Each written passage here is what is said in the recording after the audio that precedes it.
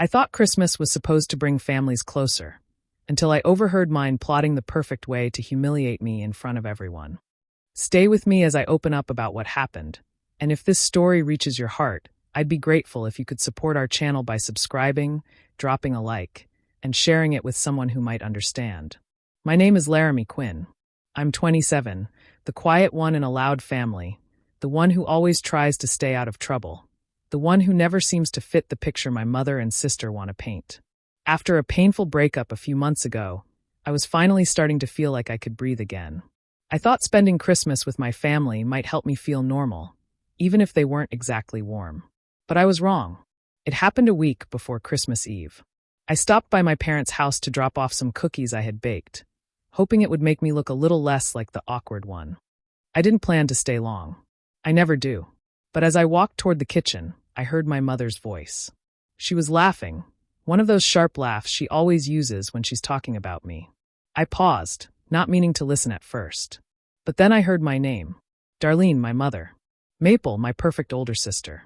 And Trent, our cousin who loved any chance to feel superior. They were all sitting at the table, sipping coffee like it was any other day. She'll probably show up looking like she rolled out of bed, Maple joked. I can't wait to bring up that story about her crying over her ex. Oh, that'll be perfect for the toast, Trent added. Everyone will get a good laugh. My mother sighed dramatically. She needs to toughen up anyway. Maybe a little embarrassment will finally push her to act like an adult. I felt my entire body turn cold. They weren't just gossiping. They were planning to humiliate me on purpose. And not just in private. In front of the entire family during the Christmas toast. They wanted to drag out my old childhood insecurities, my failed relationship, my soft spots. All the things I trusted them with. I stood there frozen, the cookie tin still in my hands, listening as they shaped a moment I knew would break me if I let it happen. For a second, I thought about walking in and demanding answers. I imagined yelling, crying, begging them to stop. But something inside me just shut off. A heavy, painful calm washed over me. I quietly set the cookies down by the door and left without anyone noticing. Driving home, my heart felt bruised. I kept replaying their voices, their laughter, the way they enjoyed tearing me apart like it was a holiday game. That night, I made a decision. I wasn't going to let them control my Christmas. Not this year. Not ever again. Something inside me shifted, and for the first time, I felt a spark of strength. Something was going to change, and it would start with me. Laramie spent the next few days inside her small apartment, barely speaking to anyone. The silence felt safer than facing the world, and she didn't have the energy to pretend she was okay. Every time she tried to distract herself, the memory of her mother, sister, and cousin laughing about humiliating her came rushing back. Their voices kept replaying in her mind like a loop she couldn't turn off. Hurt hit her first, sharp, sudden, almost physical. Then came the numbness, the kind that wrapped around her chest and made it hard to breathe. She sat on her couch for hours, staring at the wall, wondering what she had done to deserve being treated like a joke by the very people who were supposed to protect her. It wasn't just what they planned to do this Christmas. It was everything that had built up over the years. She remembered being called the sensitive child, the one who took everything too seriously. Darlene, her mother, never hid her preference for Maple. Maple was the shining star, the pretty one, the confident one, the one who seemed to succeed without trying. Laramie could still picture moments when she tried to show her mother something she was proud of, only to watch Darlene turn away to praise Maple for something bigger, louder, better. Growing up, it didn't matter how hard Laramie tried. She always felt like she was in second place. It was as if her existence was a shadow to Maple's spotlight, something to fill space but never be admired. As a kid, she blamed herself. As an adult, she pretended it didn't matter. But now, sitting alone with the truth of what she overheard, the old wounds opened again. She walked to her small kitchen, gripping the edge of the counter to steady herself. Her chest felt heavy, like all the years of being overlooked were finally catching up. This wasn't just about a Christmas toast. It was about a lifetime of being dismissed, belittled, or used as the family's quiet punching bag.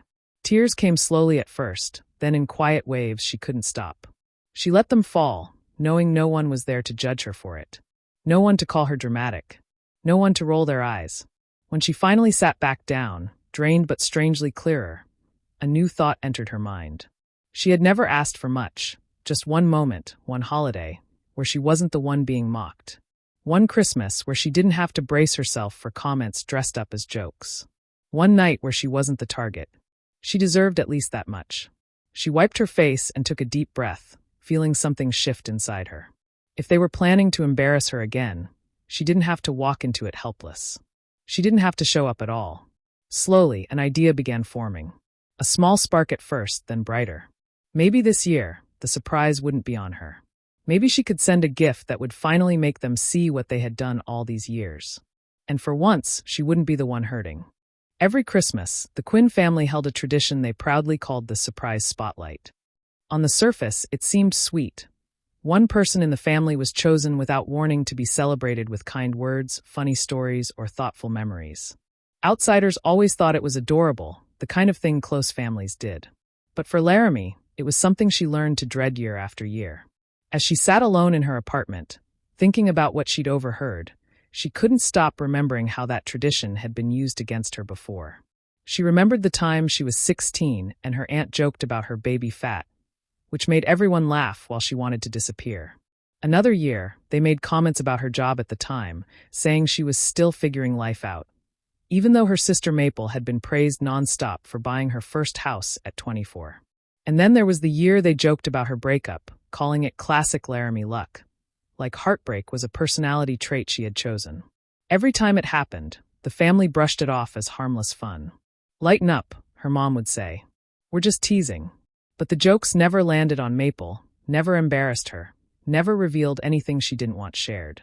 Maple always got the real spotlight, warm, glowing praise about her success as a realtor, her perfect smile, her charm that seemed to work on everyone but Laramie. Maple loved the attention. She would sit there, legs crossed, smiling like she was posing for a magazine cover. Laramie had long noticed the difference in how her family treated them. Maple was polished, confident. The daughter Darlene showed off to friends. Laramie, quieter and more private, became an easy target.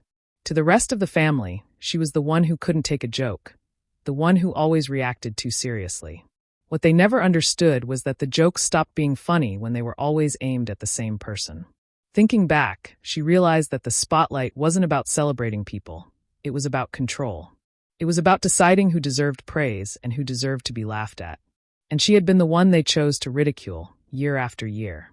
They dressed it in smiles and holiday decorations, but underneath it all, it was another way to make her feel small.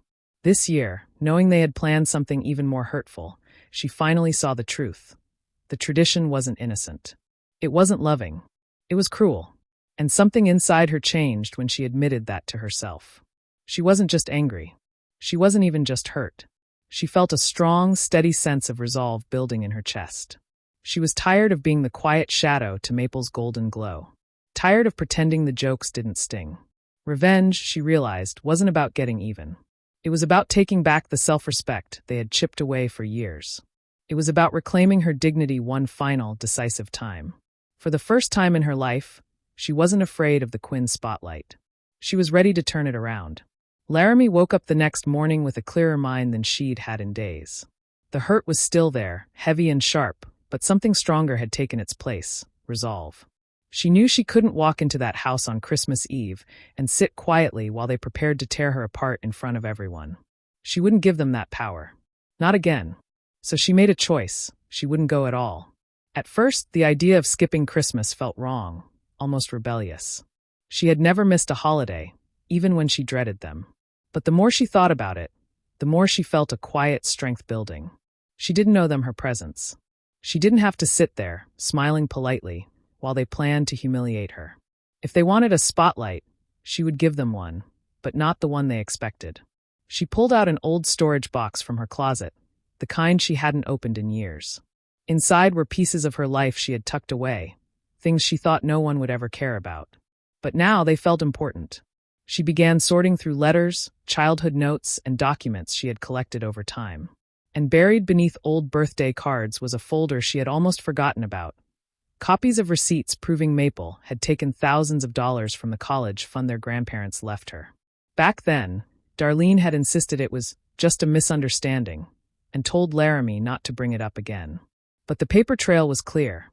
Maple had taken the money, and Darlene had helped cover it up. Seeing those receipts now made her stomach twist. But they also reminded her that she wasn't imagining her mistreatment. She had been dismissed, ignored, and gaslighted for years. And she finally had the proof to show it. She arranged everything neatly. The receipts, a few old photos that showed how Maple was always favored, and a couple of letters from her teenage years that revealed moments of manipulation and neglect her family had always denied. Then she sat down with her phone and pressed record. Her voice shook at first, but she forced herself to speak slowly, calmly. She talked about how she had loved her family and tried for years to belong.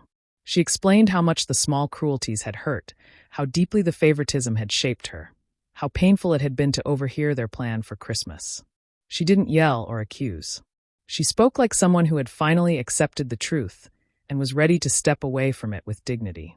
When she finished, she felt strangely lighter. She bought a beautiful dark green box with gold ribbon. Elegant, understated, nothing dramatic. She placed the documents and a USB drive of her message inside. Then she wrote a simple note on top. Please open during the spotlight.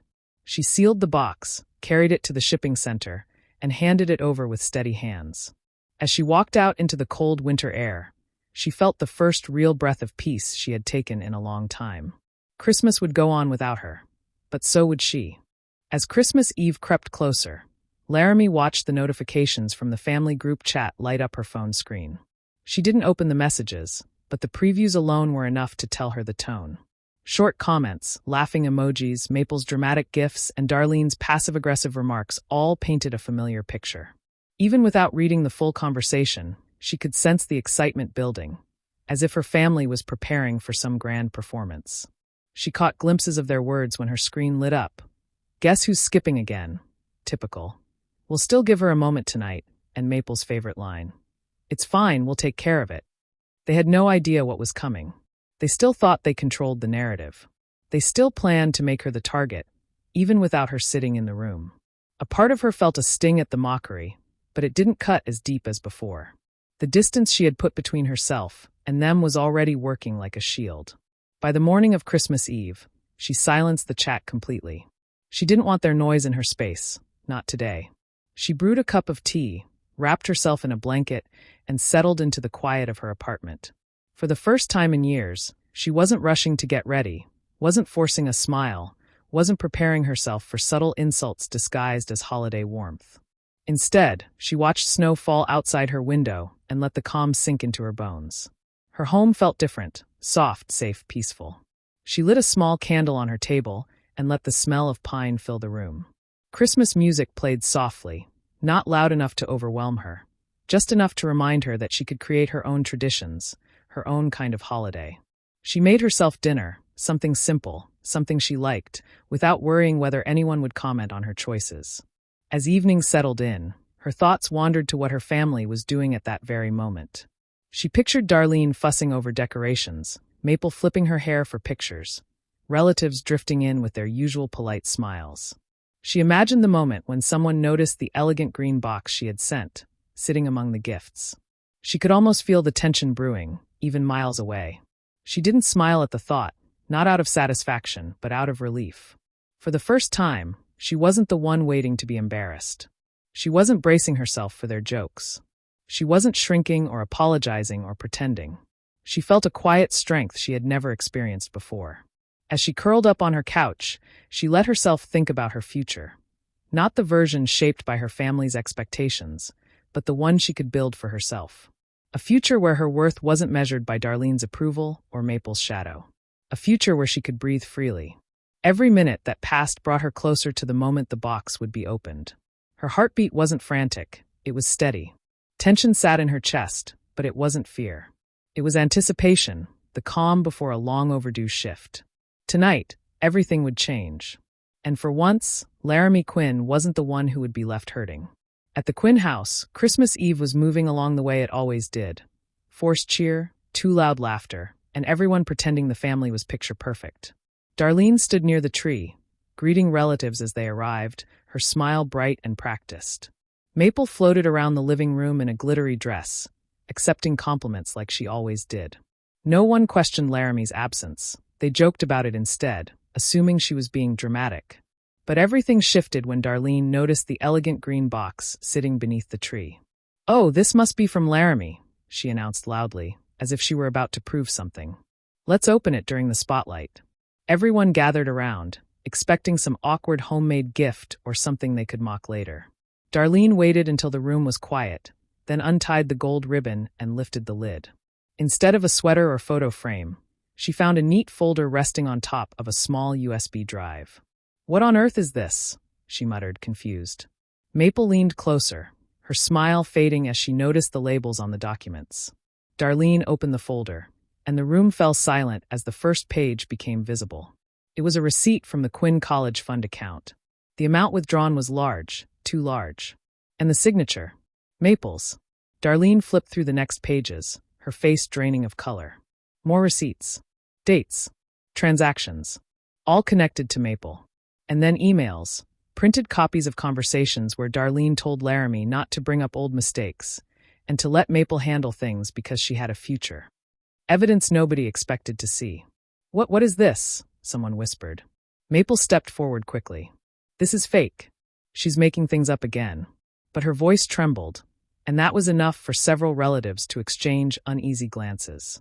Before anyone could respond, Gavin, Maple's fiancé, picked up the USB drive. "It probably goes with this," he said, anger already building in his voice. Someone plugged it into the TV, and a moment later, Laramie appeared on the screen. She wasn't crying or shaking. She wasn't angry. She looked calm, too calm. "Hi," her recorded voice began. "If you're watching this, I assume you opened my gift during the spotlight. I didn't come tonight because I won't be your target anymore. I've spent years being mocked, ignored, and pushed aside. And I pretended it didn't hurt. But it did." Several people shifted uncomfortably. "I'm not here to attack anyone. I just want the truth to be known. The receipts you're holding show how my college fund disappeared. I was told it was gone because of circumstances, but that wasn't true. Maple took it, and Mom covered it up." Darlene's hand flew to her mouth. Maple stepped forward as if she could stop the video, but Gavin grabbed her arm. Laramie's voice continued, steady and heartbreakingly gentle. "I've accepted that this family was never a safe place for me. I hope now, at least, you'll understand why I stayed quiet all these years." When the video ended, nobody spoke for a moment. The room felt colder than the winter outside. Then Maple exploded. "She's lying. She's twisting everything. This is ridiculous." But cousins and aunts began reading the documents for themselves. Murmurs spread. Eyes narrowed at Maple. Someone demanded answers. Gavin stepped away from her, jaw tight. Darlene tried to blame Laramie for ruining Christmas, but no one backed her. Arguments broke out instantly, voices rising, accusations flying, relatives confronting each other with years of pent-up frustration. Christmas Eve shattered right there, and chaos replaced all the fake cheer. And miles away, Laramie sat quietly in her apartment, feeling the shift she had waited her whole life for. The moment Laramie's video ended, the Quinn living room fell into a stunned, uncomfortable silence. No one knew where to look. No one knew what to say. It was as if the entire room had been slapped at once, forced to face a truth they had never bothered to see. Then the murmurs began, soft at first, then louder, sharper, spreading through the group like cracks in glass. Relatives flipped through the documents again, rereading the receipts and emails with growing disbelief. Some looked at Maple with confusion, others with disappointment. A few simply looked away, ashamed they had played along with years of subtle cruelty without ever questioning it. Gavin was the first to speak.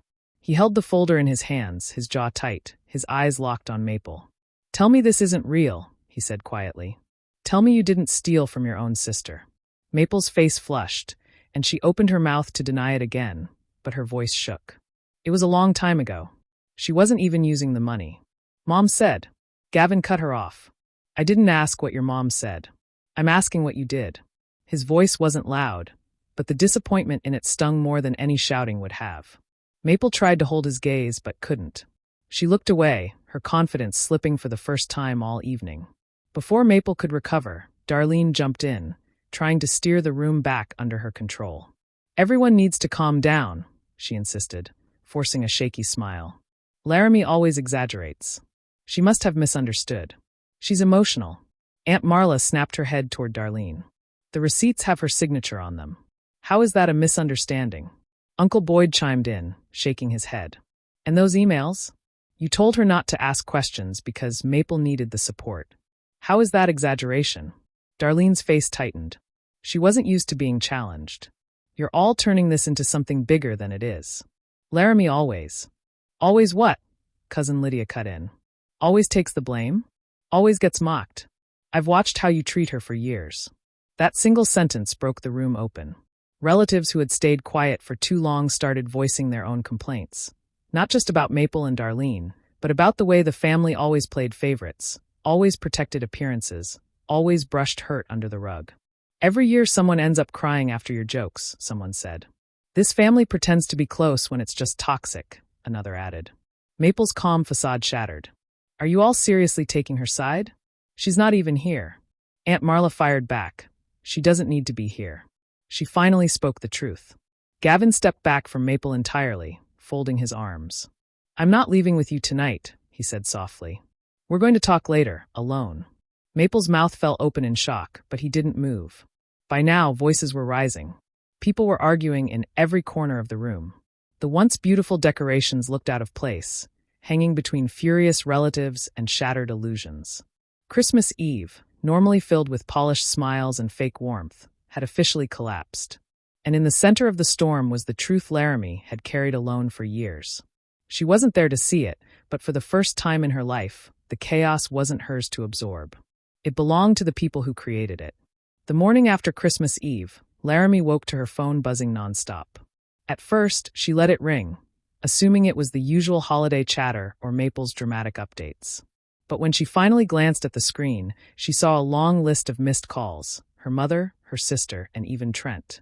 There were dozens of voicemails waiting for her. She didn't answer a single call. Still, she pressed play on the first voicemail out of curiosity.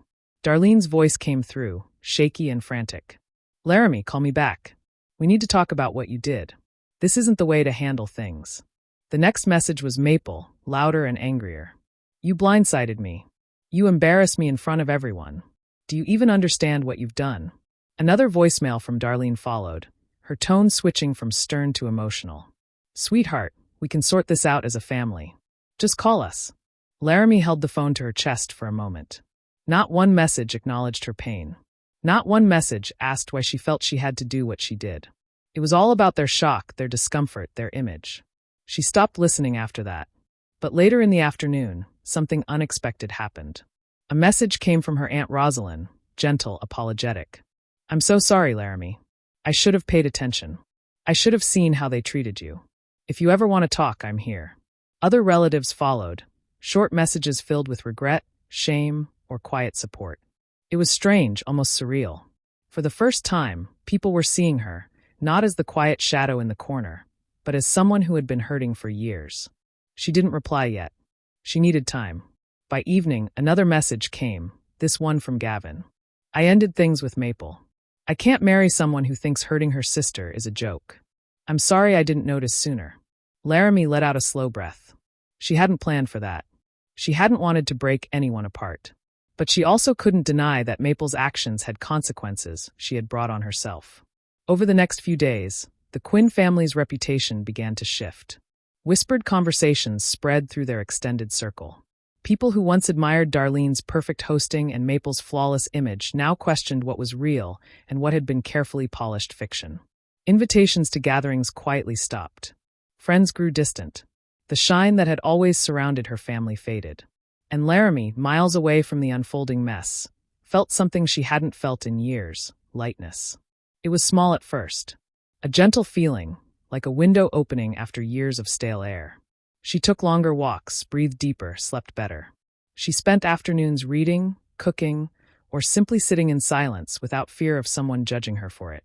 For the first time, she wasn't living in the shadows of her family's expectations. She wasn't shrinking to make others comfortable. She wasn't bracing herself for the next insult. Instead, she felt the early stages of freedom, soft, unfamiliar, but wonderful. And she wasn't planning on giving it back. Laramie didn't rush into anything after the chaos of Christmas. She let the quiet settle first. Days passed without her responding to her mother or Maple, and for once, she didn't feel pressured to explain herself. Instead, she focused on the small moments, breathing deeply in the mornings, making warm meals for herself, and letting her mind rest after years of tension. One afternoon, she finally agreed to meet Aunt Rosalind at a small cafe near her apartment. Rosalind had always been gentle with her, never joining in the jokes or dismissing her feelings. When Laramie walked in, Rosalind stood up immediately and pulled her into a warm hug. "You didn't deserve any of that," Rosalind said softly, without Laramie having to say a single word. "Not the jokes, not the favoritism, and definitely not the way they reacted when you finally spoke up." For the first time in a long while, Laramie felt something loosen inside her, an old knot she had carried through childhood. They talked for nearly 2 hours. Laramie explained how she had felt invisible growing up, how every holiday turned into a performance she had to survive, how she always wondered if something was wrong with her for reacting the way she did. Rosalind listened with tears in her eyes and told her, gently but firmly, "You were never the problem. They created an environment where you couldn't breathe." Hearing someone say it out loud made Laramie's chest ache, but in a healing way. It felt like being seen for the first time. That conversation pushed her to take another step she had been considering: therapy. She found a counselor who specialized in family trauma, and in her first sessions, she finally began unraveling the damage she had ignored for years. She talked about the humiliation, the comparisons, the years of being told she was too sensitive. Her therapist didn't dismiss her pain. She helped her understand it. Through those sessions, Laramie realized how deeply her family's treatment had shaped her. The way she hesitated before speaking. The way she apologized too quickly. The way she made herself small to avoid being noticed. All of it came from years of being the family's quiet punching bag. Slowly, she learned to change those patterns. She practiced speaking up when something bothered her, acknowledging her feelings instead of swallowing them. She allowed herself to believe she deserved kindness, from others and from herself. Meanwhile, Darlene and Maple kept sending invitations and messages, pretending the last Christmas hadn't happened. They suggested brunch, family dinners, just a quick chat. But Laramie didn't feel obligated anymore. She declined every invitation, politely but firmly. Her therapist reminded her, boundaries aren't punishment. They're protection. And Laramie began to understand that choosing distance wasn't the same as choosing bitterness. She wasn't ignoring her family out of spite. She was choosing peace over guilt, choosing healing over the cycle of humiliation, choosing herself over people who had never protected her. Each boundary she set made her feel stronger, more grounded, more whole. For the first time in her life, Laramie wasn't trying to earn love that was never freely given. She was building a life where she finally felt enough. Months passed quietly after the explosive Christmas Eve, and the Quinn family was never quite the same. Word traveled fast among relatives and neighbors, and the polished image Darlene worked so hard to uphold began to crumble. Invitations to her social gatherings slowed, then stopped entirely. People she once called friends now kept their distance, unsure what was truth and what had been carefully hidden for years. As for Maple, her world shifted even faster. Gavin ended the engagement, and without his support, and with the truth about the stolen college fund spreading, her perfect reputation as a charming, trustworthy realtor began to crack. Clients backed out. Her savings dwindled. Eventually, she made a decision she never thought she would have to make. She put her house on the market. The money she earned from selling it went directly to paying back what she had taken from Laramie all those years ago. It was a consequence Maple could no longer run from. Meanwhile, the Quinns tried to hold their usual holiday gatherings, but every attempt failed. Too many unanswered questions lingered in the air. Too much bitterness. Too many accusations from that unforgettable night. Aunts and uncles refused to attend. Cousins avoided the awkwardness, and even Darlene had to accept the truth. The spotlight tradition, once the pride of the Quinn family, was quietly canceled. Without Laramie there to target, and with everyone finally admitting how cruel it had become, they had lost the one thing that had kept them bonded, their ability to pretend. But while the Quinn home remained tense and fractured, Laramie's life moved in a completely different direction. With the money Maple repaid and the sense of freedom she'd gained, Laramie began to dream of a place far from the noise and pressure she had grown up with. She spent months searching until she found it, a small cabin upstate, surrounded by tall pines and quiet snowfall. It wasn't much, but to her, it was everything. A place where no one mocked her for being quiet. A place where she could finally breathe. She moved in at the start of winter. The cabin smelled of cedar and fresh paint, and the air outside was crisp and clean. Each morning, she made coffee and watched the sunrise without a single knot tightening in her chest. Her life was finally hers. One evening, as she sorted through her mail, she noticed an envelope with her mother's handwriting. She held it for a moment, debating. Then she opened it. Inside was a long letter, pages of Darlene blaming relatives, blaming Maple's weakness, blaming the stress, blaming anything except her own actions. Not once did she apologize. Not once did she acknowledge the years of hurt. It was a final attempt to twist the story, to rewrite the truth in her favor. Laramie read it only once. Then she walked to the fireplace, opened the screen, and dropped the letter into the flames. She watched it curl and burn, the words disappearing into ash. It didn't hurt. It didn't sting. It felt like closure. Later that night, she stepped outside onto the porch. Snow drifted gently through the trees, settling softly around her. She breathed in the cold winter air, letting it fill her lungs. She wasn't someone's target anymore. She wasn't someone's shadow. She wasn't begging for space in a family that never made room for her. She had chosen herself, finally, fully, and without regret. And the world felt wide and peaceful around her. What's your take on Laramie's choice to step away from her toxic family? Was she right to protect her peace, or should she have given them another chance? Share your thoughts below. I'm really curious to hear your perspective. And if stories like this speak to you, make sure to hit subscribe and turn on notifications so you don't miss the next one.